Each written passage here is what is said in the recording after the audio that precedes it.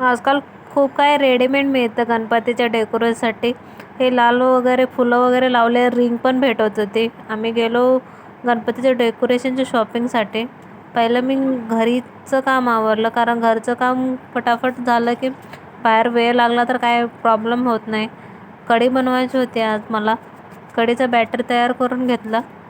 पहिलंच मी तडक्याचं तयारी करून ठेवलेली होती. हे बघा, गाढी कढी आणि घट्ट कढी बनवायसाठी तुम्ही थोडंफार बेसन वापरलं तरी चालू शकतं. आणि कढीला तडका दिला मी लसूण वगैरे, कांदा वगैरे आणि थोडीशी मिरची टाकून.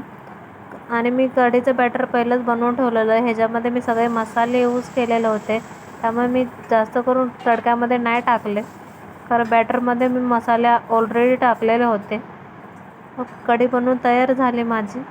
नंतर मी घरचे सगळं कामं आवरली, गॅस वगैरे पुसून घेतला, कारण मला मार्केटमध्ये जायचं होतं डेकोरेशनचं सामान आणण्यासाठी. मग फटाफट घरची कामं आवरली, निघालो मार्केटला. बघितलं तर गणपती येत होते मंडळाचे मोठे.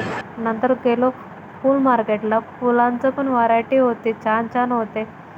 नंतर गेलो पडदा घ्यायसाठी. आम्हाला पडदा लावायचा होता आमच्या दिवारसाठी. घेतला. तिथे गेलो, शोपीस वगैरे पण विकत होते खाऊगल्लीमध्ये. खूप काय होतं इथे बघू शकता. व्हरायटीचे फुले वगैरे आणि पडदे वगैरे पण भेटत होते. मंडळाचे गणपती पण येत होते. खूप काही व्हरायटीचे सामान होते गणपतीच्या डेकोरेशनसाठी.